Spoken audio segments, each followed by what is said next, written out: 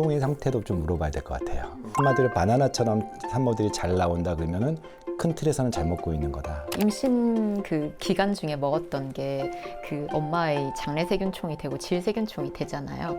그걸 아이가 샤워를 하고 나오잖아요. 결국 그게 아이의 장내세균총의 씨앗이 되고요.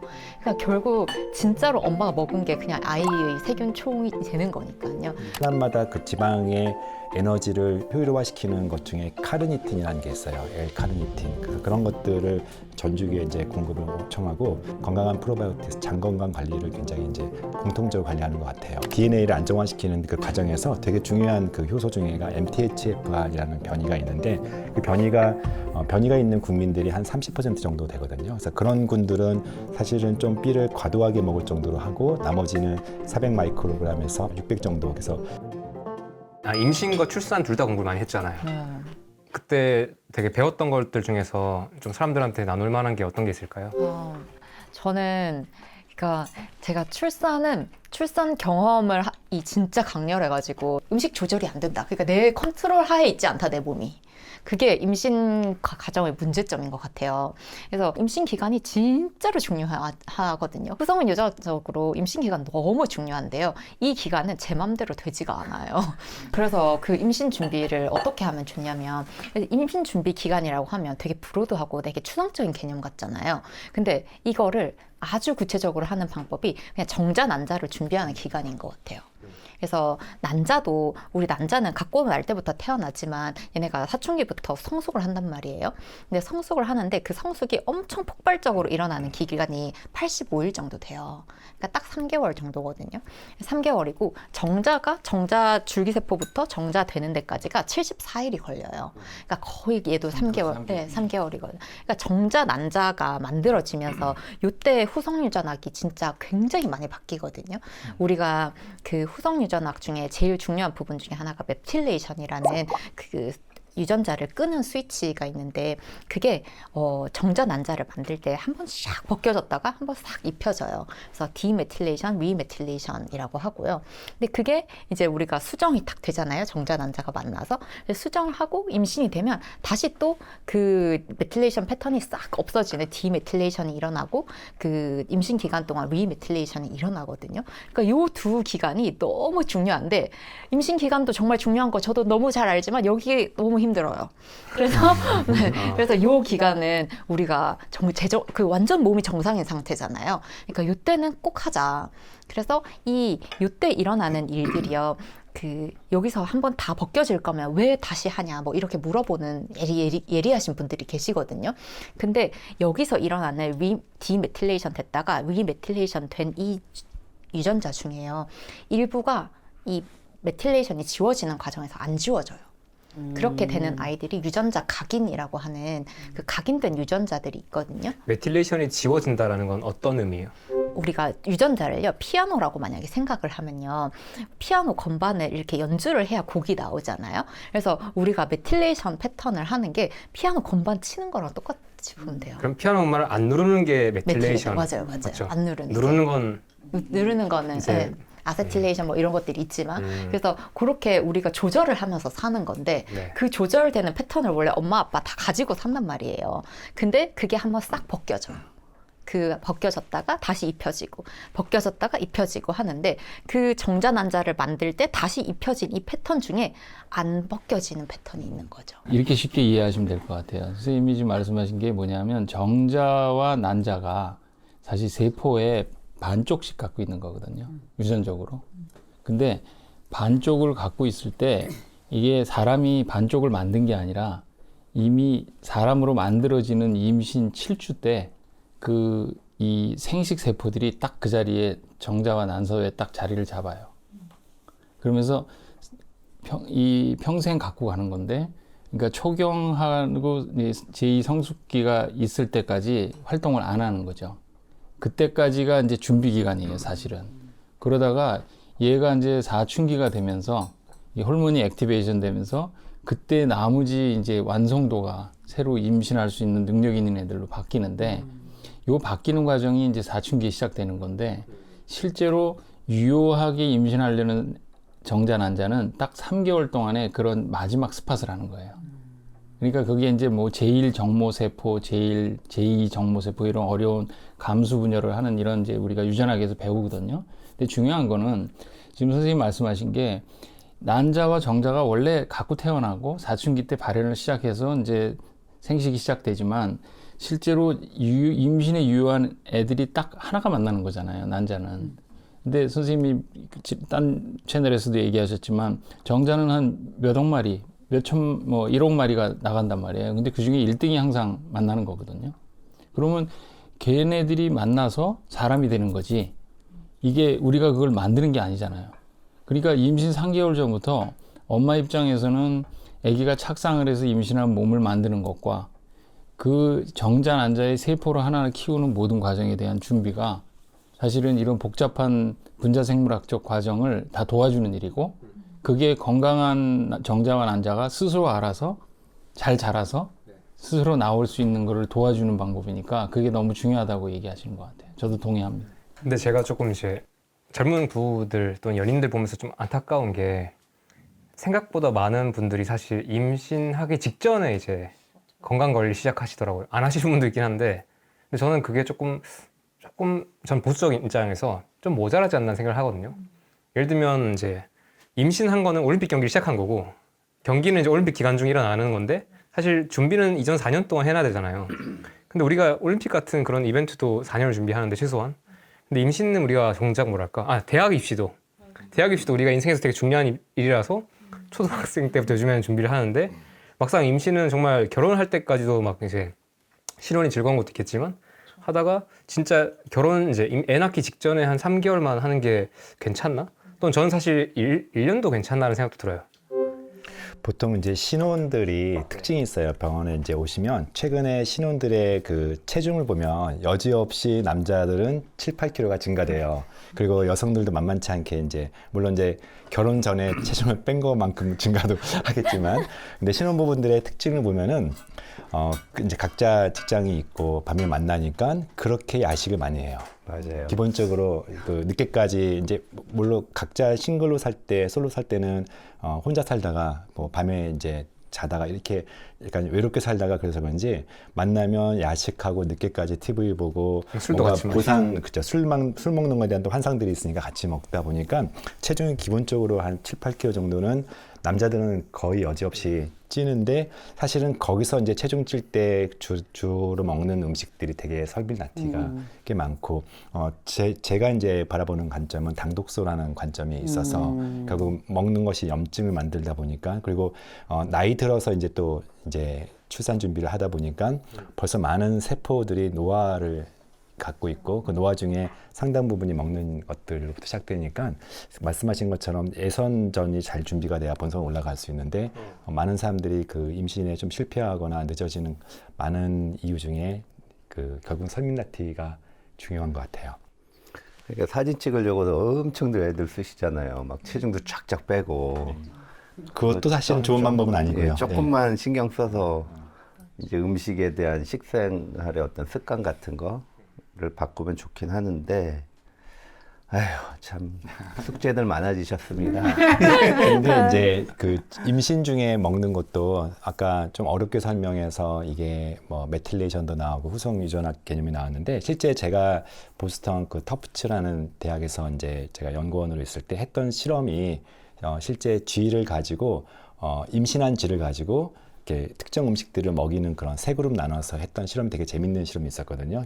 그래서 임신 중에 먹는 과정이 영양이 얼마나 중요한지를 아주 실험 통해서 보여줬는데, 쥐를 세 그룹 나눠가지고, 그러니까 임신한 쥐를 처음부터 이제 임신 초기부터 계속 특정 음식을 먹이는데, 하나는 엽산을 포함해서 비타민 B군을 풍부하게 굉장히 과도하게 한 3배 정도 먹인 군과, 그 다음에 중간 정도 먹이고, 하나는 아예 그걸 제거해서 먹였더니 그 실험지가 좀 특정한 쥐예요. 그 실험지가 이제 되게 여러 종류가 있는데 아구티 마우스라는 쥐가 있거든요. 그래서 아구티는 실험 용어긴 한데 그것이 이제 아롱진, 그러니까 그 검은색이라는 뜻이에요. 그래서 검은색 쥐가 나오면은, 그러니까 새끼가 검은색 쥐가 나오면은 굉장히 건강한 거고, 노랗고 통통한 지가 나오면은 굉장히 당뇨도 많이 걸리고 암도 많이 걸리고 통통해 보이고 이뻐 보이긴 하나 굉장히 그래서 태어나자마자 건강을 판단할 수 있는 그런 세팅이 되어 있는 피부 색깔의 쥐인데 그래서 엽산이 풍부하게 먹을수록 피부 컬러가 까먹잡잡하게 태어난 거예요. 건강한 쥐. 그리고 실제 거기에서 메틸레이션이라는 것을 분석을 하면은 차이가 특히 생식과 관련된 메틸레이션이 굉장히 차이가 나는데 이걸 저희는 이제 실험으로 해봤는데 재미있는 거는요 이게 성경책에 이게 기록이 돼 있어요. 그 야곱이라는 분 혹시 아세요? 그 구약에서 야곱이라고 하죠. 야곱이라는 분을 제이콥이라는 사람이 창세기라는 성경 본문에 굉장히 많이 등장해요. 근데 되게 이제 제이콥 하면은 특징적인 그런 장면들이 있거든요. 뭐 형과 이제 다투는 문제, 전체 인생을 다 조명하는데 거의 목사님들 설교하지 않는 본문이 한 장 전체를 다루고 있는 것이 그 야곱이 그 장인어른과 헤어지는 장면을 한 장 전체를 활용하면서 그 두 명의 이제 그 아내죠 레아와 라헬 그 7년 동안 연애했고 결혼했던 사람과 이제 헤어지는 그 장인어른과 헤어지는 그 이드로라는 장인어른과 헤어질 때 재산 분쟁이 생겨요. 그냥 그동안 한 14년 이상을 같이 이렇게 목축업을 같이 하다 보니까 네 목축이 어느 것이고 내 목축이 어는지를 구별하려고 하는데 그때 야곱이 꾀를 내서 그 장인어른한테 기분 좋게 말하면서 지금까지 모든 목축은 당신 것이고 지금부터 태어나는 모든 소와 양 떼는 특정 조건 즉 피부 색깔이 아롱진이라는 표현을 썼는데 얼룩이로 그러니까 검은색으로 태어나면 내 겁니다 라고 얘기한 거예요. 그러면서 그 임신한 새끼를 뵌 이제 양과 가축들은 특정 음식을 먹여요. 그게 이제 살구 열매라고 돼 있고 살구 열매고 또 여러 가지 열매가 있는데 다시 이렇게 분석해 보니까 엽산이 풍부한 열매 그리고 신기하다. 비타민 B군이 굉장히 풍부한 열매인데 신기하다. 그래서 실제로 그 다음부터 태어나는 모든 그러니까 일종의 변이인 거잖아요. 돌연변이가 태어나서 전체 새끼가 다 그렇게 태어난 것들은 임신 중에 특정 음식을 먹여서 태어난 것을 벌써 그때가 기술됐는데 목사님도 그 내용은 모르시고 대부분은 그 본문이 뭔지는 모르고 야곱이 저는 알았을 리가 없고 그냥 지혜롭게 그것을 계시받아서 한 거라고 생각하는데 이거는 뭐냐면은 임신 중에 어떤 음식을 먹는지 따라서 그 자손에 또는 심지어는 3세대까지 오프스프링이라고 하죠. 3세대까지 영향을 준다는 것이 굉장히 재미있고 후성 유전학적으로 대표적인 사례고 이것이 이제 동물 실험에서 끝나지 않고 실제 인간에게 적용된 딱 그 기간이 예전에도 한번 얘기했던 것처럼 나치 시대에 그 네덜란드 그 암스테르담이 봉쇄돼서 거의 6개월 동안에 아사자가 그때 3만 명 정도가 나오는 그 일종의 세계적인 기근을 이제 도시 전체가 경험했을 때 그때 임신했던 그 당시 여성들의 지금은 이제 한 3세대가 나왔잖아요. 3세대 연구들이 이렇게 지내면서 임신 중에 최근 여성들이 이제 임신 중에 그 체중을 또 관리한다고 또는 다이어트를 해야 된다고 하면서 굉장히 먹는 것이 짧고 말한 것처럼 입맛이 안 되니까 되게 그 안 먹던 초콜릿 먹고 안 먹던 그런 것들이 주된 음식이 되면서 이렇게 좀 더 최근에 이제 아이들이 많이 여러 질병들 이제 거기서 질병들은 좀 여러 가지가 있지만 또 그 질병을 얘기해 버리면 그 질병을 태어난 부모들은 또 죄책감을 느껴서 특정 질병은 제가 말할 수는 없지만 조금 걱정될 정도로 아이들이 허약해지고 있지 않나에 그 엄마들의 영향이 되게 중요하다는 것을 또 한번 얘기할 수 있을 것 같아요. 물론 임신하기 전에 1년, 2년, 4년 준비할 수 있으면 제일 좋죠. 근데 사실 좀 긍정적으로 생각하셔야 될 게 3개월 지영 선생님 아까 말씀하신 것처럼 3개월 이전이라도 반짝 좀 영양학적으로 불균형되지 않는 식단 사실 엽산만 복용하고 그냥 비타민 정도 복용만 하시는 분들도 있거든요. 근데 그렇게 영양학적으로 균형 있는 식단과 체중 관리를 하는 게 3개월만 해도 저는 효과가 안 한 것보다 훨씬 크다. 3개월이 그래서 준비에 되게 크리티컬한 기간이니까 혹시 잘 준비 못하고 체중이 너무 BMI가 높아서 이래도 이렇게 임신해도 되나 하는 분들이 임신을 할 때 3개월 그 스팟한 그 지식과 그거를 임신 중에 끌고 가잖아요. 그러면 사실은 체중도 그렇게 많이 들지 않아요. 그러니까 결론적으로 임신을 하게 되면 입덧 때문에 자기가 나 임신하면 이제부터 잘할 거야 했던 게 사실은 한두 달 굉장히 무너져요. 그렇기 때문에 임신 전에 어떤 식습관이나 모든 것들이 균형을 3개월이라도 잡고 가면 그때 잠깐 힘든 기간 넘기고 그 다음부터 다시 잡을 수 있다는 거예요. 아이고 되게 희망적이다. 임신 전에 꼭 챙겨 먹어야으면 하는 영양소나 음식이 있다면 어떤 게 떠오르세요? 저는 이 얘기를 그래도 꼭 드리고 싶었는데 지난번에 겸님이랑 인터뷰를 하면서 이 기간이 중요하다고만 얘기를 하고 그래서 뭘 먹으라는 거냐고 댓글이 되게 많더라고요. 맞아요. 제가 그때 말씀을 못 드려서 너무 죄송하고요. 이게 인터뷰가 길어가지고 사람들이 그걸 까먹을 수밖에 없어요. 그래서 제가 그 얘기를 꼭 드려야지 하고 왔는데요. 저는 이 임신 준비할 때 제일 중요한 게 뭐라고 생각하냐면은 일단 말씀하신 대로 챙겨야 하는 영양소가 있는 것도 맞고요. 그리고 피해야 하는 거가 있는 것도 맞아요. 그래서 첫 번째로 정말 챙겼으면 좋겠다라고 했을 때는요. 저는 임신 준비 기간 플러스 임신 기간 요때 거의 다 통틀어서 이 원칙은 적용이 된다고 생각하는데요. 우리가 결국은 아기를 생명을 만들려고 하는 거잖아요. 생명을 만들려고 하면 이 생명한테 필요한 걸 줘야 되는 거잖아요. 그래서 그럼 우리 몸이 어떻게 구성되어 있는지를 딱 보면은 우리 몸은 반은 물이잖아요. 물이고 한 나머지 50%가 물이고 30%는 지방이에요. 그다음에 한 15%가 단백질이란 말이죠. 나머지가 미네랄, 그다음에 탄수화물 이런 정도인데 그러면은 우리가 이걸 만들려고 하면 당연히 이걸 넣어줘야 될 거잖아요. 그래서 지방을 잘 드시는 게 진짜 중요해요. 지방과 양질의 단백질. 그래서 얘네가 결국은 이 생명의 빌딩 블록 그냥 얘를 만드는 거잖아요. 그래서 우리가 보통 식단에서 특히 한국인의 식단에서 지방이 줄어들기가 제일 쉬운 것 같거든요. 그래서 건강한 지방을 드시는 게 진짜 너무너무 중요하고 절대로 나쁜 기름을 드시면 안 되는 게 맞네요. 그게 재료가 될 수 그게 있겠네요. 재료가 되니까요. 맞아. 특히 임신 중엔 절대 안 돼요. 임신하면 그게 거의 애 세포로 바로 가는 거잖아요. 그래서 임신 중에는 나쁜 기름은 정말 독이고요. 그래서 건강한 지방 먹는 거, 그다음에 양질의 단백질 먹는 거 이게 진짜 제일 간과하기 쉬운 부분이라서 제가 요거가 이제 임신 기간이랑 임신 준비, 임신 기간에 제일 중요하다고 생각이 되고 이제 그거 말고 영양소 쪽으로 보면은 물론 영양소가 빌딩 블록 중에도 미네랄이 있으니까 당연히 중요한 부분이기도 한데 저는 이 부분에서는 후성유전학을 좀 강조를 하고 싶은 게 메틸레이션이 정말 중요하게 일어나는 기간이 제가 준비 기간이랑 임신 중 기간이라 그랬잖아요. 그 메틸레이션에 필요한 아이들이 아까 말씀하신 비타민 B군 이런 것들이란 말이죠. 그래서 비타민 B군을 잘 드시는 게 중요한데 이 메틸레이션은요 진짜 중요한 게 뭐냐면 너무 많이 돼도 안 좋고요. 너무 적게 돼도 안 좋아요. 그래서 이건 적정 레벨을 하는 게 좋아서 엽산이 중요하다고 엽산을 막 과량 드시면 절대로 안 된다고 돼 있거든요. 그래서 그거는 실제로 의사 이런 것들을 많이 공부하시는 분들께서 엽산이 좋다고 해서 엽산을 과량으로 먹는 건 꽤 위험한 요소들이 많다고 얘기를 하세요. 그래서 엽산은 보통 임산부들한테 400에서 한 600 마이크로 정도를 기본으로 먹으라고 돼 있거든요. 이게 권장량인데 딱 한 요 정도만 영양제 형태로 드시고요. 그거 말고는 이런 좋은 음식들 있잖아요. 야채 이런 것들에 비타민 B군이 음식으로 들어있잖아요. 그래서 그런 것들을 음식으로 섭취한다는 개념으로 가지고 가셔야 메틸레이션을 과하게 하지 않을 수 있거든요. 그래서 제가 이 부분은 모르는 사람도 많고 그래서 괜히 고용량이면 좋은 줄 알고 되게 높게 드시는 분도 있을 수 있거든요.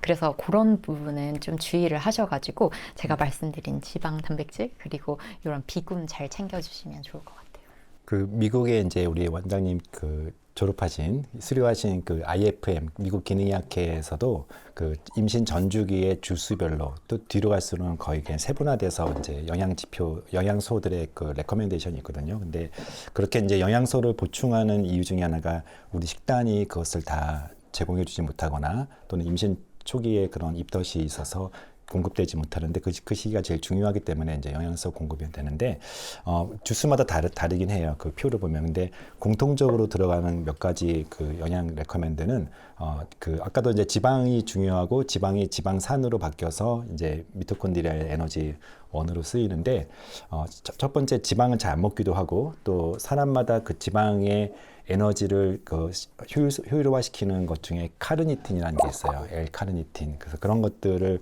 전주기에 이제 공급을 요청하고 또 염증들이 결국은 당독수를 일으키기 때문에 염증을 낮출 수 있는 이제 오메가3 계열의 특히 이제 수은을 함유할 것으로 좀 많이 포함되어 있는 그런 생선들을 이제 임신 전주기에 피하라고 되어 있어서 그런 굉장히 퓨리피케이션 정화되어 있는 오메가3를 정제된 걸 잘 먹으라고 광고하고 또 중요시 여기는 게 프로바이오틱스를 또 이제 임신 중에 또 변비도 많이 생기기도 하고 그것이 또 여러 식단에도 영향을 주기 때문에 건강한 프로바이오틱스 장 건강 관리를 굉장히 이제 공통적으로 관리하는 것 같아요.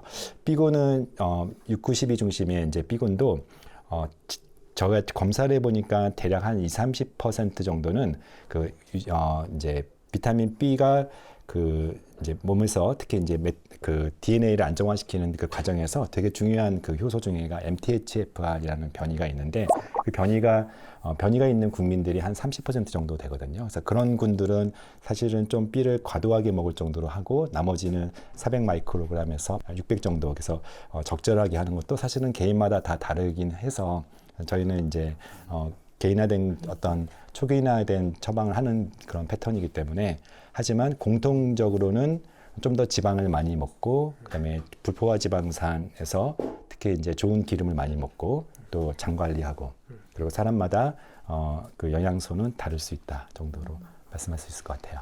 아니 딴 얘기가 아니라 이렇게 어려워서 무슨 임신을 하겠냐. 내가 내 말이 그거 하나만 딱 알면 됐던 것 같아. 그 임신 중에는 먹고 싶은 게 생겨요.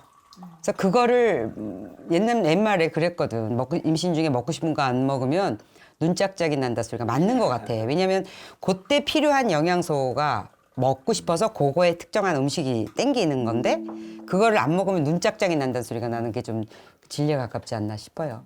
그 말씀이 딱 맞다는 거를 제가 읽은 책에서 저도 왜 엽산을 먹어야 되는지 옛날에 궁금해서 그걸 좀 공부를 했더니 중국의 그 산시성이라는데 이게 연구를 처음에 할 때 엽산을 연구한 게 아니라 그 스피나 바이피다라든지 뉴럴 튜브 디펙트 하는 이게 신경관 결손이라는 게 산정관리에서 그거 검사를 많이 하잖아요.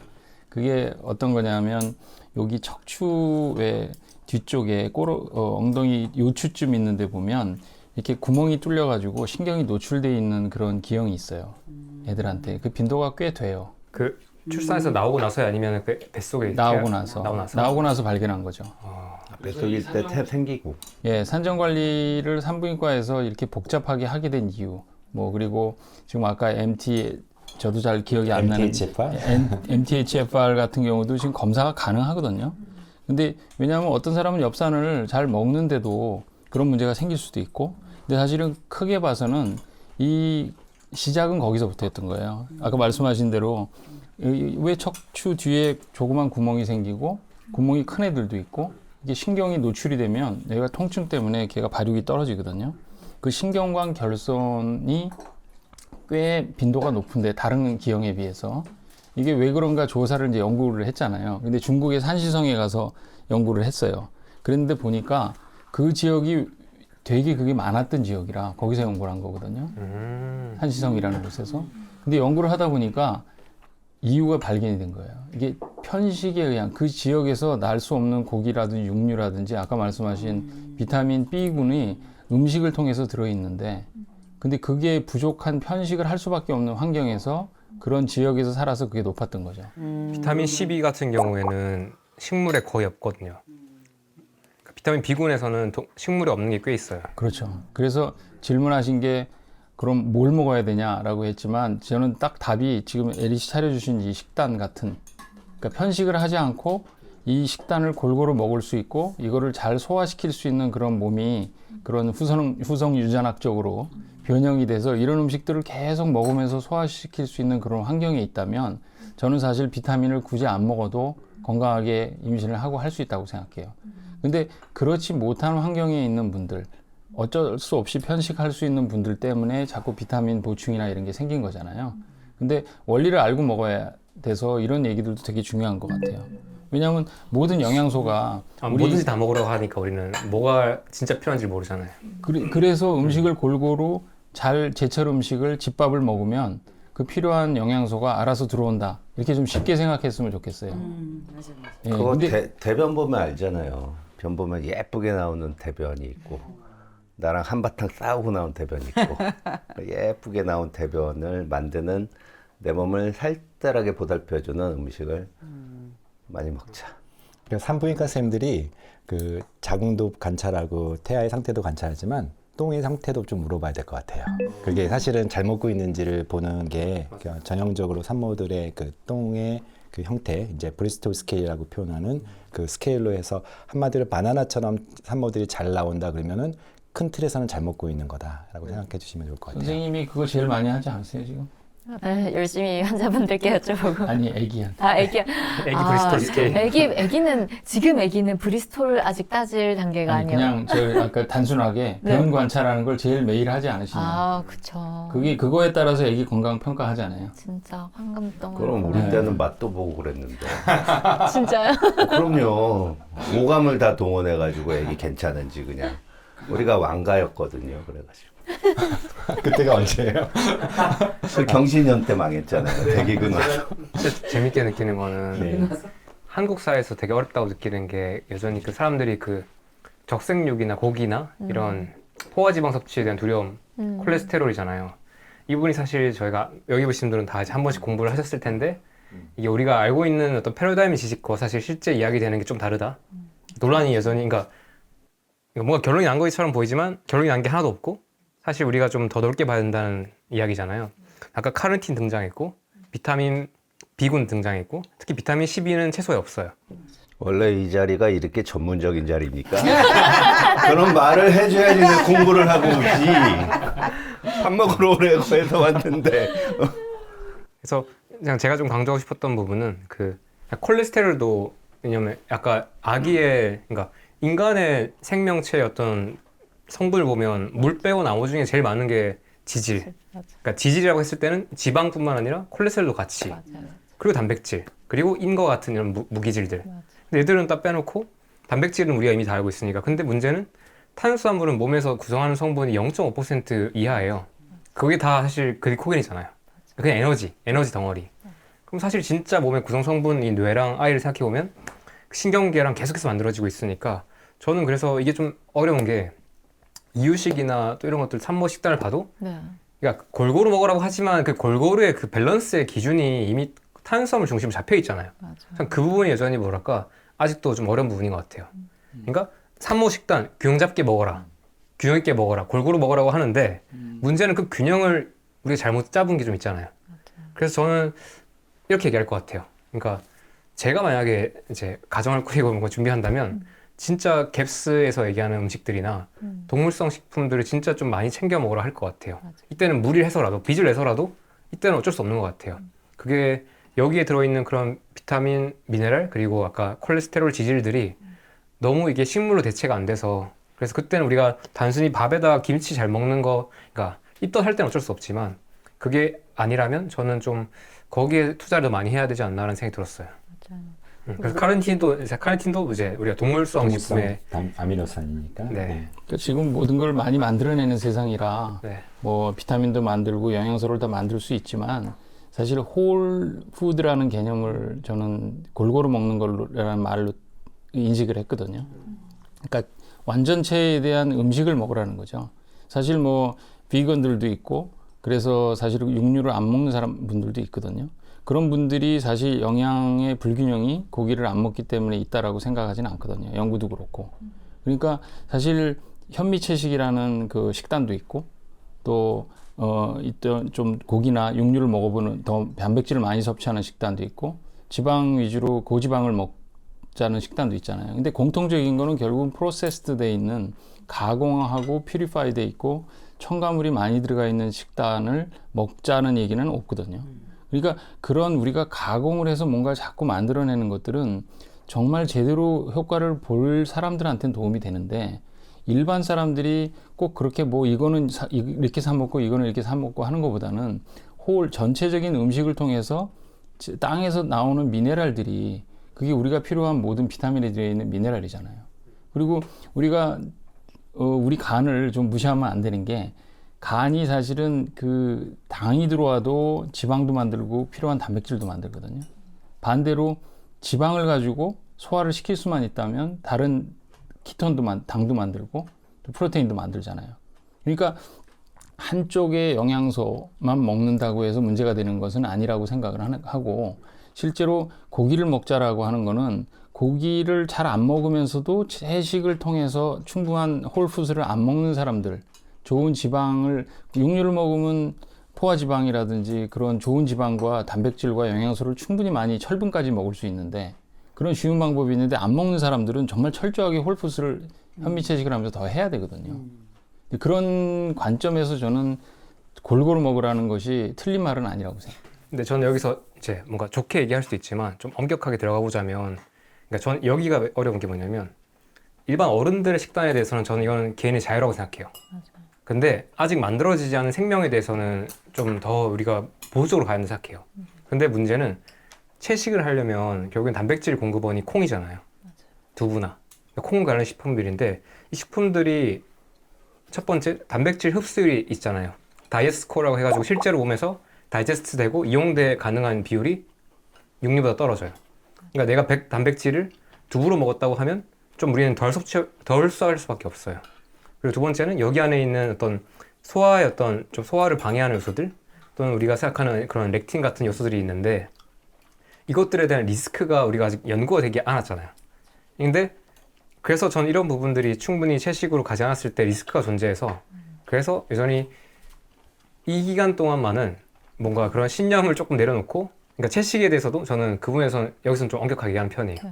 사실 저도 좀 겸님 의견에 되게 동의하는 편인데요. 저도 그 성인은 괜찮거든요. 성인은 본인의 신념과 가치에 따라서 드셔도 괜찮은데, 뭐 물론 당연히 질병 유무에 따라서 고려를 해야겠지만, 임신 준비하고 임신하는 기간 동안은 그 육류 제품이 주는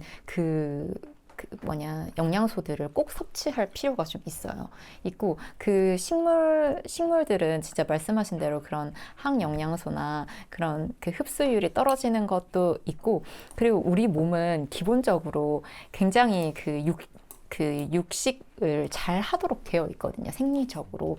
그래서, 그리고 모유만 봐도 모유의 칼로리 중에 50%가 지방이라고 하거든요. 그러니까 그 정도로, 그러니까 굉장히 지방이 아이의 생명에 되게 필요한 건데, 그래서 요 기간 동안은 저도 최대한 몸이 에너지를 덜 쓰면서 빨리 흡수하고 빨리 뭔가 만들 수 있는 그 음식 형태를 드시는 게 저도 요 기간은 좀 추천하는 편이에요. 그 일반적으로 우리가 이제 특정 식단이 어떻게 영향을 미치는가가 참 연구하기가 너무 어려워요. 사람을 대상으로 이렇게 통제돼서 그것만 먹인다는 것들도 쉽지 않고, 또 그것이 대규모로 돼야 과학적 근거가 만들어지니까, 그래서 이제 사실은 유추할 수밖에 없는 거고. 근데 지난 60년이라고 하는 과정, 그러니까 우리 이제 일반적인 사회가 현대화되고 굉장히 많은 것들이 지금의 모습을 형태진 게 한 60년이라고 했을 때, 60년 동안 특히 이제 영유아 질병이라는 관점에서 없었던 질병이 굉장히 늘고 있는 대표적인 게 아토피나 자가면역 질환, 그리고 자폐를 포함한 ADHD 같은 뇌질환, 요 두 질환은 의사들도 놀라울 정도로 인정할 수밖에 없는 근데 이 60년 동안 유전자가 바뀌었냐? 그렇지는 않을 거 아니에요. 우리가 이렇게 굉장히 오랜 시간에 그런 변이가 일어나는 거기 때문에, 누가 봐도 가장 크게 바뀐 게 가공식품이 늘어나고, 또 사람들이 아까 이제 젊은 부부의 예를 들었지만 그렇게까지 요리를 안 하는 부부가 늘어났을까 정도로 요리하지 않는, 그리고 시켜 먹는 문화가 특히 최근에 한국 사회는 더 이제 지배적이고, 또 밥 문화가 더 많이 이제 늘어나면서 그러면서 이게 인과관계가 있지 않을까라고 생각하는 것은 현재로서는 가장 합리적인 추론일 수밖에 없는 것 같아요. 아까 말한 것처럼 임상시험을 할 수 있는 사항이 아니기 때문에. 그래서 이 프로그램의 취지가, 콩 논쟁 들어가면 또 어려워요. 그리고 콜레스테롤 논쟁은 더 많은 의사들마저도 이제 어렵지만, 그래서 힘들어. 결론적으로 임신을 준비하는 모든 가임기 여성, 사실 임신뿐만 아니라 그냥 모든 여성들 뿐만 아니라 남성들이 이 프로그램의 취지대로 가능한 시켜 먹지 말고 요리를 하고, 요리도 가능한 자기 좋아하는 것만 먹지 말고 상대방도 좋아하지만 내 장도 좋아하고 내 장 속에 있는 미생물도 좋아한다는 그런 개념의 네, 그런 건강한 식단을 하는 게 아마 이 질병이 늘어나는 것에 가장 근본적인 대답이 아닐까. 물론 이제 스트레스 또 수면 요 같이 이제 생각하는 부분이 아마 이 프로그램의 취지가 아닌가 생각해요. 잠시 이때 타서 광고를 하러 가자면 이렇게 한숨이 나오신다면 A님의 집밥책이 나왔습니다. 여기 59가지 레시피가 김규현 있는데요. 선생님은 수련일지까지 사셔야 돼. 네. 수련일지까지 사셔서 이거를 따라하면서 쓸 수 있는 따라하면서 노트도 그것까지 있습니다. 하셔야 직접 그러면은 제가 요리도 배우고 이렇게. 그러니까 요리하신 거를 이제 그 적어보는 거죠. 저거를 보고. 그런 수련일지가 따로 있어요. 수련일지가 따로 있다고요? 네네. 이거를 이제 레시피를 직접 하고 이걸 적는 노트가 있습니다. 이게 수련일지예요. 그러면 참 잘했어요. 이렇게 그래서 도장. 이렇게 해서 자기가 요거를 이제 해보고 여기다 이제 기록을 해보는 우와. 거죠. 그렇게 하다 보면 자기가 이 59가지를 다 하게 되면서 이 책이 이제 진짜 내 거가 되는 거지. 요리책이 사서 몇 번 보고 그냥 책꽂이에 꽂아놓는 게 다잖아요. 우와. 근데 이거의 목적은 그러니까 저는 들으면서 힘든 게 뭐냐면 어차피 제가 지금 가임을 할 수 있는 저기도 아니고 그러니까 계속 잘못됐던 것만 계속 생각이 드니까 그러네. 기분이 썩 좋지가 않아요. 아유 그랬었어야 되는 거였네. 그랬었어야 되는 거였네. 하면서 우리 때 제일 조심한다는 게 천둥 치고 비 오는 날은 뭐 이렇게 애를 갖고 싶으면 그런 때 뭐 보름달 하는 날은 피한다 뭐 이런 정도의 그것도 굉장히 아주 우리 보고도 별나다고 한 거였었거든요. 다 여기 술 먹고 다 이렇게 천둥 칠 때 난 애들이야 막 이러면서 그러고 그랬었어요. 근데 이렇게 알게 되는 것들이 지금 생각해 보면 더 문제가 많이 생긴 것 같아요. 내가 내 아이를 케어하는 거에서 끝나는 게 아니라 이제 할머니가 거기에 끼어들어야 되는 상황인 거예요. 그러니까 제가 느끼는 그 불안감은 뭐냐면 얘네들이 결혼해서 끝난 게 아니라 얘네들이 출산을 했을 때 이제 힘든 아이들 너무 많이 나니까 그때 이제 할머니가 이제 갈 수밖에 없게 되는 거예요. 그러니까 할머니가 더군다나 애들이 외국 사는 사람들은 우리 아시는 분은 직접 아는 분은 그 딸이 이제 결혼해서 네덜란드를 사는데 이 친정 엄마가 이제 계속 이제 불려서 이제 가서 같이 돌봐줘야 되는 그런 상황에서 그분 얘기 중에 그랬대요. 네덜란드를 거의 청주 다니듯 한다고. 그러니까 그렇게 도와줘야 되잖아요. 이렇게 힘들면 혼자 이제 힘드니까. 그러니까 저도 이런 얘기가 이제 이렇게 아무 생각 없이 애들을 낳고 키웠는데 지금 와서는 이제 야 지금 우리 경진이가 제가 얼마 전에도 그랬어요. 걔도 지금 요새 막 염증도 막 내가 볼 땐 최대고 막 이래서 내가 경진아 이 상황에서 임신하면 우리 다 죽는다. 이 상황에서 임신하면 다 죽는다. 염증 정리해서 우리 준비해서 애 가져야 된다 막 그랬더니 그럴 일 없어요. 막 이러긴 하더라고요. 그래서 저는 그 문제가 많이 생겨서 오히려 지금 경각심을 가져야 될 때라. 그러니까 여러분들이 이렇게 집밥을 먹으면서 와주셔서 이렇게 어떤 이런 우연히 채널을 통해서 이렇게 이런 얘기를 들으면 우리가 그 개념이라는 의식이라는 게 이제 저 같은 사람한테도 생기니까 그래? 그러면 이게 집밥이라는 걸 통해서 예방도 할 수도 있고 좋아질 수도 있다라는 그런 거가 이제 그런 긍정적인 이제 효과가 된다는 거죠. 그래서 저희는 진짜 저희 또래는 정말 무서워요. 손주 낳는 게. 정말 그 육아가 옛날에는 우리가 둘을 낳든 셋을 낳든 우리가 키웠잖아요. 근데 요즘은 막 힘들다 그러고 그러니까. 우리 아는 형님은 너무 힘이 들어서 아이들 둘을 이제 손녀딸 돌봐 이렇게 가다가 너무 힘이 들어서 그래서 나 이제 못 오겠다 이렇게 했더니 어느 날 와서 딸이 그러더래요. 너무 힘들어서 애를 그냥 베란다 문 열고 하나씩 던졌으면 좋겠다 그런데요. 그러니까 그렇게 깊게 우울이 오는 거지. 우울이 와서 딸이 하는 얘기가 아이고. 너무 힘이 들어서 그냥 베란다 문 열고 하나씩 던졌으면 좋겠다. 그 소리 듣고 이 형님이 다시 내일부터 갈게 다시 그렇게 해서 다시 가거든요. 실제로 사는 우울증이 적지 않잖아요. 그러니까 이게 이제 육아에도 이제 딱 결혼시킨 것 끝이 아니라 이제 할머니 할아버지가 이뻐만 하는 차원이 아니고 힘든 경우에는 같이 투입이 돼서 같이 돌봐야 되는 상황인데 진짜 우리 때 무슨 편의점 음식이 있었어요. 우리 때. 그러니까 우리 때 뭐 잘못됐다 뭐 어쨌다 해도 그래도 그 바운다리가 있었고. 그래도 집밥이었잖아요. 예, 그래도 바운다리가 있었고. 맞아. 그랬는데 지금은 이제 너무 위험한 거죠. 근데 이제 우리 때라고 그러시니까 저도 그때 한마디 더 거들면 지금 오늘 사실 주제가 이게 임신 출산도 있지만 이 갱년기에 대한 문제도 남자도 갱년기가 있거든요. 왜냐하면 이 음식의 습관을 이게 중간에 바꾼다는 게 이게 쉽지가 않은 거예요. 그러니까 환경에 끌려갈 수밖에 없어요.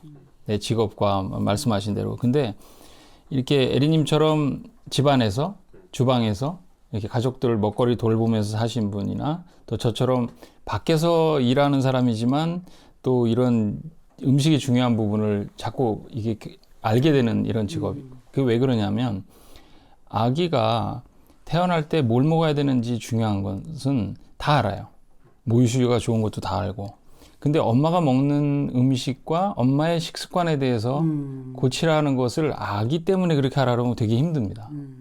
근데 이거를 우리가 아까 뭐 약업 얘기까지 나오셨지만 이게 한 제너레이션에서 다음 세대로 넘어가는 우리가 어떻게 좀 유산의 개념?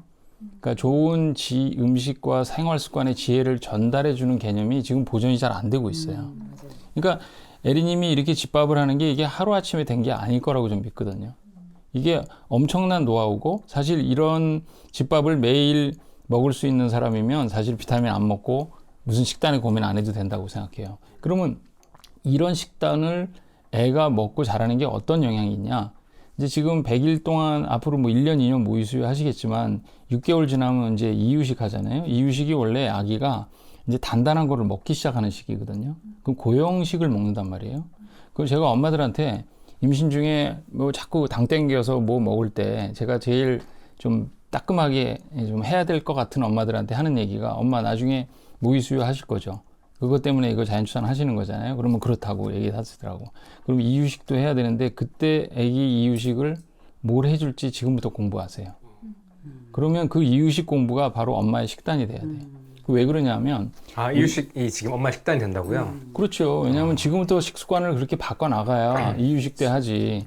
만약에 엄마가 이유식 좋은 거 한다고 이런 재료 저런 재료 다 섞어가지고 이유식 주고 엄마는 옆에서 다른 거 인스턴트 먹거나 뭐 바쁘다고 피자 시켜서 먹거나 그러면 반드시 그 아이가 기어다니고 뭔가 자기 거 먹을 때 나도 엄마 먹는 거 먹을 거야 할 거라는 거죠. 그러니까 엄마의 식단이 그 아이의 식단인데 우리가 언어 중추하고 음식 중추에 이게 기억이 되는 거는요 10살까지 완전히 제일 퓨어하게 픽스가 된답니다. 10살까지요? 10살까지. 그럼 이후에는 조금 어렵다는 건가요? 그렇죠. 언어가 예를 들어서 10살 때 자연스럽게 배운 언어는 하나, 둘, 세 개를 다 써도 다 자연스럽게 배운대요. 음식도 똑같대요. 그러니까 어렸을 때 많이 먹어본 음식들이 커서 딱 주면 그 냄새와 그 모든 것을 몸이 기억하고 내 영혼이 기억하기 때문에 그 음식이 나한테 가장 최적인 음식이 되는 거죠. 그러니까 어느 날 나한테 뭐 그렇다고 해서 내 부모와 내 가정이 뭐 가난해서 이렇게밖에 못 먹었다 하지만 사실은 우리가 지금 잘 먹고 뭐든지 구할 수 있는 세대에서는 우리 다음 제너레이션을 생각을 해서 내가 어떤 식습관을 잘 갖고 있는 게 중요하냐는 각자의 환경에서 최선을 다해야 될 필요가 있다는 거죠. 그러니까 부모의 책임이 굉장히 큰 것 같아요. 애의 식습관을 결정해 버려요. 그래서 지나다니다 그거를 이제 조엘 펄만이라고 하는 그 두뇌 음식 기적의 밥상을 쓴 그 이제 영양 및 의사, 내과 의사 선생님이 쓰신 거를 제가 인용한 건데 그걸 읽고 나서 이게 길 가다 보잖아요. 그럼 부부가 다 좀 체형들이 다 비슷비슷해요. 얼굴도 생긴 것도 비슷하고 마른 집은 마르고 운동하고 하는 집은 운동하고 그러니까 결국은 한 아이의 우리가 미래가 우리의 세상의 미래라고 한다면 우리 대한민국의 미래라고 한다면 우리 한 가정에서 먹는 식단이 너무 건강해야 되는데 이거에 대한 부부의 책임이 큰 거죠. 그러니까 이렇게 열심히 공부하고 아주 그냥 분자생물학적으로 들어가서 공부를 또 해야 되고 또 어떤 음식을 정말 이렇게 에리님처럼 어떻게 만들어 먹어야 되는지에 대한 이거 얼마나 즐겁겠어요. 이런 것도 해야 되고 그래서 이런 모임과 이렇게 할 대화가 저는 너무 중요하다고 생각해요. 생각해보면은 사실 저희가 임신 그 기간 중에 먹었던 게 그 엄마의 장내세균총이 되고 질세균총이 되잖아요. 그걸 아이가 샤워를 하고 나오잖아요. 결국 그게 아이의 장내세균총의 씨앗이 되고요. 그러니까 결국 진짜로 엄마가 먹은 게 그냥 아이의 세균총이 되는 거니까요.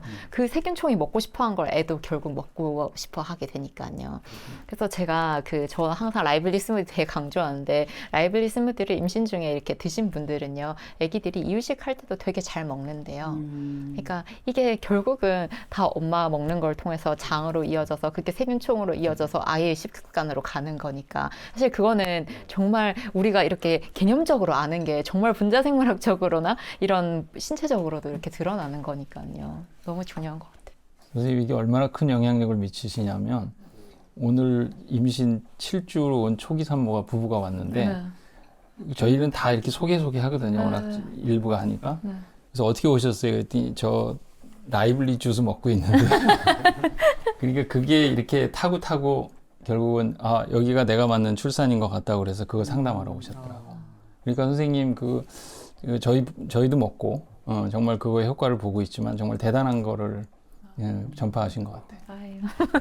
닥터 라이블리 선생님 그 초반에 그 레시피를 이제 보고 그래서 이제 저희 여기서 한 분이 이제 그걸 선물로 아하. 만들어 가지고 오셔서 네. 그래서 그거를 이제 선생님한테 부탁해서 우리가 여기서 이걸 한번 시연해도 되냐 해가지고 여기서 한번 했잖아요. 네. 그러니까 사람들이 이제 아 저렇게 만드는구나 그러다가 내가 아 이게 혼자 하기 힘드니까 우리 같이 그 100일 챌린지를 한번 맞아. 해보자 시작해서 한 거가 네. 그러니까 12월 달에 한번 챌린지 모임을 한번 했어요. 네, 그리고 네. 다음 주에 또 2차를 하거든요. 오.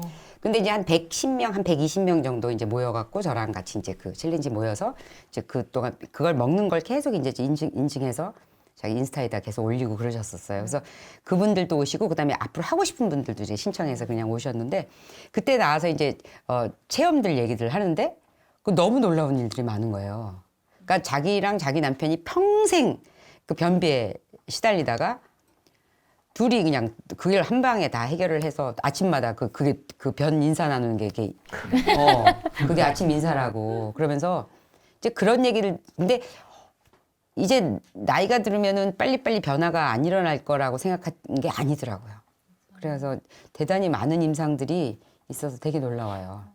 진짜. 너무 감사하다고 전해달라고. 아, 저도 에리님 덕분에 진짜 많은 분들이 시작하시고, 그리고 이게 같이 해주시니까, 진짜 사실 꾸준히 하는 게 참 어렵잖아요. 근데 다들 힘을 내셔서 하시는 거 보니까 너무 그래서 좋더라고요. 그 챌린지 오는 그 재미로 그래서 그렇게 해서 또 하시고 이렇게 해서 진짜 저도 같이 그 경험을 공유하니까 너무 좋더라고요. 감사해요. 아, 저도요. 큰일 하셨어요. 한 가지만 더 여쭤보면 그럼 이제 곧 이유식을 하잖아요. 네. 이유식을 한다면 어떤 음식들을 먹일 것 같으세요? 아, 제가 이유식은 지금 공부 중입니다. 아직 결론을 내지 못했어요.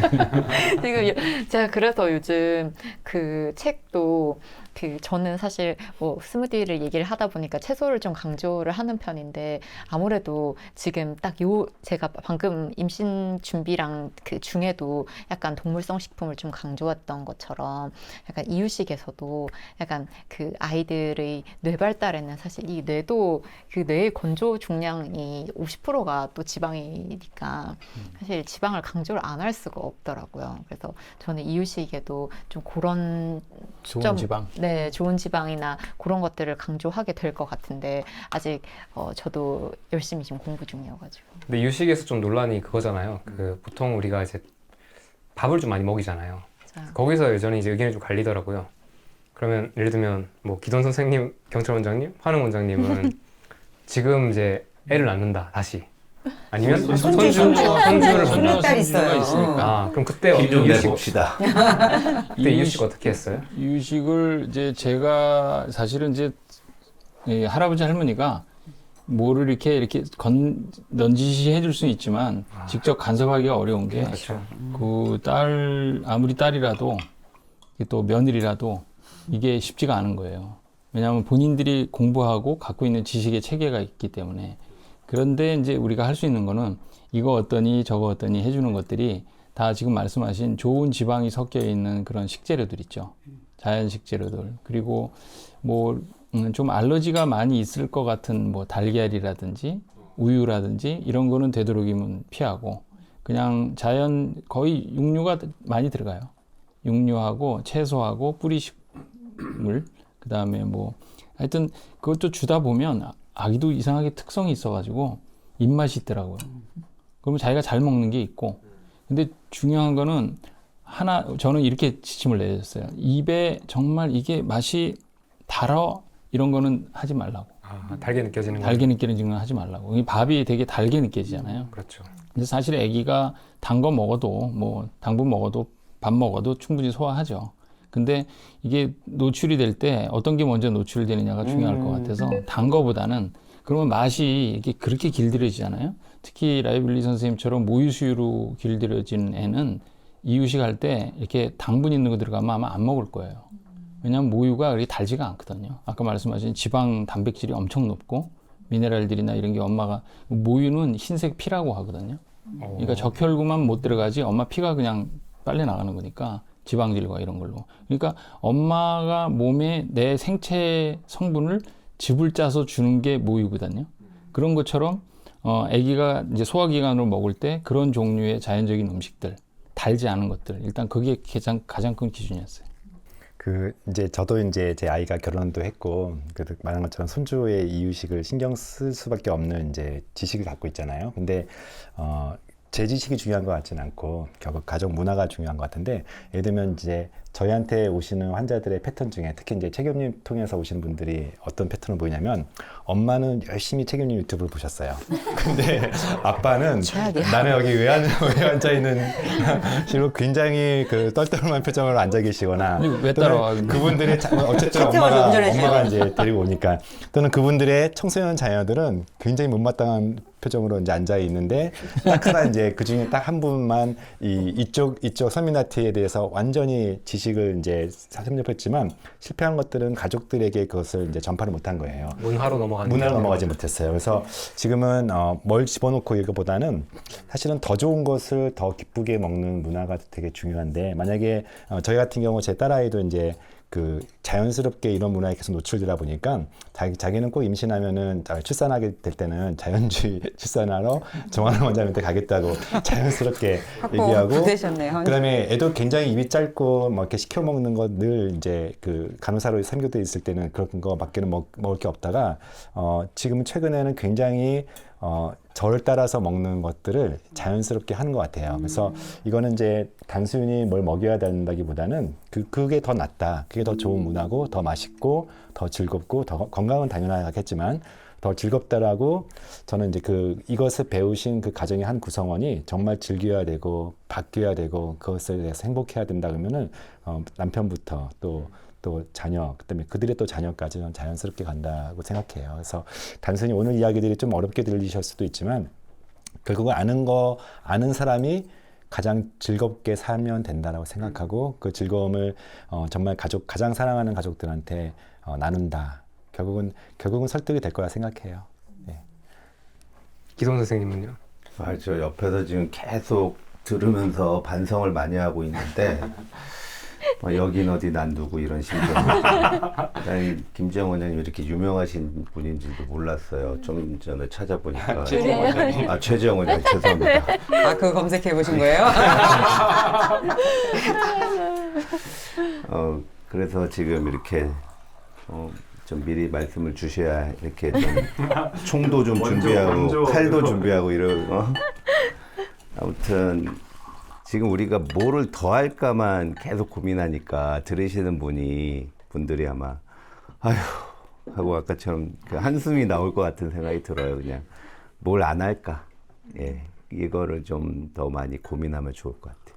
제가 볼 때는 가장 뭘 안 할까의 1번은 욕망인 것 같아요. 욕망이요? 뭐 그런 거 있잖아요. 야식을 먹고 싶은 욕망, 놀고 싶은 욕망, 달만 뜨면 에너지가 충전되는 이 욕망, 이런 욕망들을 좀 그거 하고 그냥 우리 이 전 지구적 시계 같은 거, 그러니까 해 뜨면 나가서 열심히 일하고 달 뜨면 들어와서 조용히 좀 쉬고 잘 자고 이거부터 먼저 바꾸는 게 가장 중요하지 않을까 그런 생각을 합니다. 괜찮죠? 근데 저 진짜 제가 원래 지금은 이렇게 건강한 삶을 얘기하고 있지만요.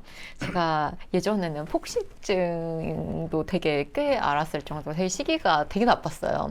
저 설밀나트를 사랑하는 사람이었거든요. 설밀나트에 저는 와인도 좋아하고요. 세상에 나쁜 건 다 좋아하는 사람이었는데. 뭐 와인 자격증도 있으시죠? 네, 저 옛날에 그런 것까지. 네, 설밀라티를 하지 말라는 거예요? 하라는 거예요? 나 열심히 설밀라티 했는데. 네, 그래서 제가 20대 때 그렇게 식습관이 안 좋고 제가 이 일을 시작한 이후로도 제가 아무리 머릿속으로 그런 거 안 먹어야지 하면서도 한 번씩 그게 먹으면 그렇게 맛있잖아요. 맛있잖아요. 맛있어가지고 제가 그게 계속 이건 내가 참는 거라고 생각을 했거든요. 근데 제가 이 임신을 준비하면서 정말 조금 약간 독을 품고 제가 좀 안 먹어봤어요. 좀 안 먹어보고 정말 안 먹은 기간이 좀 오래되다 보니까요. 저는 임신 준비도 거의 그래도 한 6개월 정도는 풀로 하고 그 임신을 하게 됐고, 그다음에 임신 준비 기간도 제가 그 설밀나티도 안 먹고 그리고 열심히 스무디 먹으면서 이렇게 보내고, 그래서 막달 정도가 딱 됐을 텐데요. 그게 제가 건강한 식습관을 가진 지 한 5년 반, 6년 딱 한 요 정도 되는 시점이었거든요. 물론 그때까지 5년, 6년 반 동안도 계속 뭐가 먹고 싶긴 했어요. 근데 딱 그 막달이 됐는데요. 이제 더 이상 별로 안 먹고 싶은 거예요. 이게 뭐 달다고 하는 걸 줘도 별로 안 먹고 싶고요.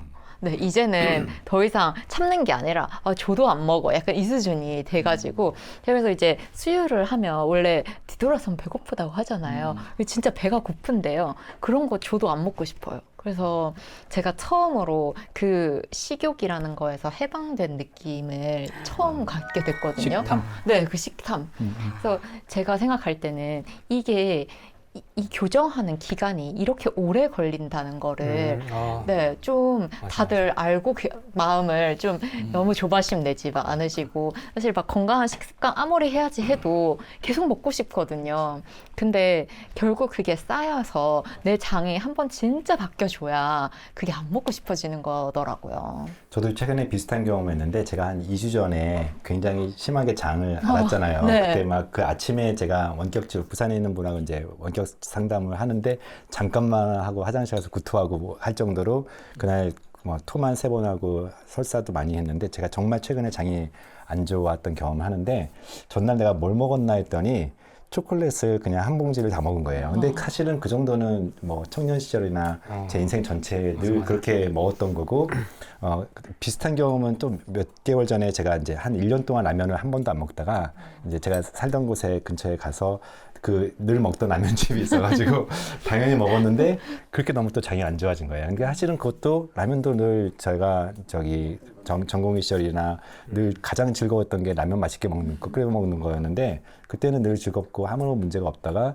한 1년 동안, 1년 이상을 제가 거의 밀가루나 라면이나 이런 것들을 실제 먹지 않고 오랜 기간, 그리고 굉장히 스스로 주입을 시켰죠. 나쁜 음식이라고 하니까 실제 그 음식이 들어오니까 제가 굉장히 스트레스를 몸이 받는 걸 좀 경험했어요. 그래서 말한 것처럼 이제는 굳이 안 줘도 그런 걸 안 먹어도 되고, 한번 치팅으로 먹으니까 역시 안 좋구나 하면 다시 이제 제 생각이 확증이 되는 것처럼, 몸이라는 게 그런 것 같아요. 그러니까 이게 좋은 음식이고 맛있고 나를 보상시키고 나를 즐겁게 만드는 거다 보면은 이게 계속 들어올 수밖에 없는데, 어느 순간부터 이게 의식적으로 처음에는 학습이 필요한 것 같아요. 그래서 이제 그것을 인지가 바뀐다 해서, 그리고 행동이 바뀌고 생활 습관이 바뀌는 인지 행동 개념이기 때문에, 어느 기간 동안은 이게 안 좋은 음식이라는 것을 계속 주입하고 계속 땡기긴 하지만, 근데 그 시기를 지나면 그거는 보상 기간도 이제 해당되지 않고, 오히려 실제 그 음식을 먹을 때 스트레스가 주는 것이 다시 또 몸을 공격하기 때문에,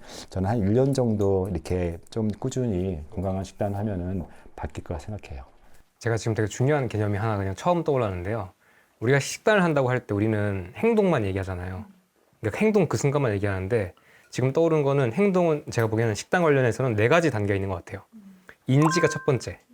인지, 행동, 그 다음에 이게 행동이 반복되다 보면 습관, 그리고 습관이 너무 내 일상에 이제 퍼지거나 주변으로 가면 문화가 되는 것 같아요. 그러니까 제가 보기에는 이 식단이라는 것은 이렇게 일회성 행동으로 가면 안 되고, 결국에는 인지에서 끝나버리는 경우도 많지만, 그러니까 인지만 하면 또 안 되고. 괴로워. 그때부터 이제 삶이 괴로워지잖아. 네, 맞죠. 지키지도 못하는데 알아. 나쁘다는 것만 알아.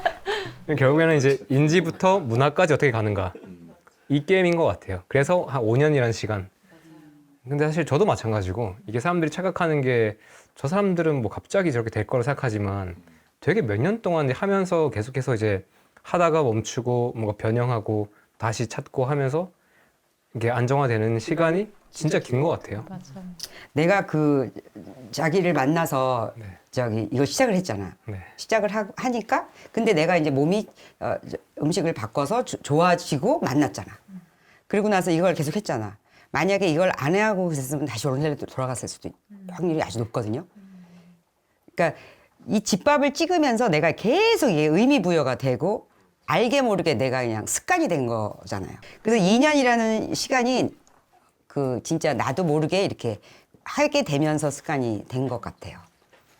저는 이게 그 보상회로 개념이랑도 되게 맞닿아 있는 것 같은데, 그 우리가 원래는 안 좋은 음식 먹으면 그 괜히 그걸로 되게 기분을 보상받는 그 느낌을 받는데, 에리님 말씀하신 것처럼 이제 이런 집밥을 하면서 오히려 더 보상을 받으시잖아요. 맞아요. 그럼 그 원래 있었던 안 좋은 보상회로는 점점 꺼지고 이 좋은 보상회로가 점점 강해지면서 이제 여기는 안 쳐다보게 되시지 않아요? 그러니까 네. 저는 뭐 외식하는 걸 되게 좋아하고 그다음에 나가면은 그냥 또 어떤 새로운 걸 먹어볼까 그러는데, 요즘은 아무리 나가도 2배 들어오고 싶어요. 집에 들어와서 먹고 싶고, 아니면 요즘은 특별한 데를 가지도 않아도 아침에 그냥 습관적으로 도시락을 딱 싸들고 가거든요. 근데 먹을 데가 없어서 그냥 들고 들어오는 때도 있는데, 그렇게 뭔가 이렇게 뭐 어디 가서 궁금하고 먹어보고 이런 거에 대한 호기심이 진짜 많이 줄은 거죠. 뭐 해볼 만큼 다 해보시죠. 해볼 만큼 해보고, 그러고 나서 그거 지난주에 제가 일주일 동안 그 8일 동안 일본에 갔다 왔거든요. 일본에 가면은 뭐 그거는 저 컨트롤 바뀌니까. 그리고 이제 거기 가면 늘 먹던, 일본만 늘 가면 먹는 습관이 있어서 이제 살판 나는 거죠. 살판 나고, 그다음에 안 먹던 아침 조식까지 이제 먹고, 그렇게 하면 이제 일주일 뒤에 이제 거기서 돌아올 때는 비행기에서 신발을 벗고 있어야 돼. 신발이 들어가지 않을 정도로 이제 이렇게 이제 벌크업 돼가지고 진짜 공항에서 찍은 사진 난지 모르게 돼요. 진짜 늘 그래. 근데 그런 줄 알고 가요. 그리고 알아요. 저도 그렇게 되는 거.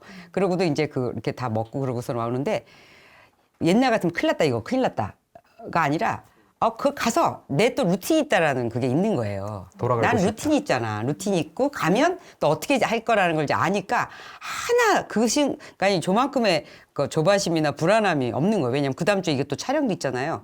근데 일주일이라는 시간이 있고 난 아침에 달릴 거고.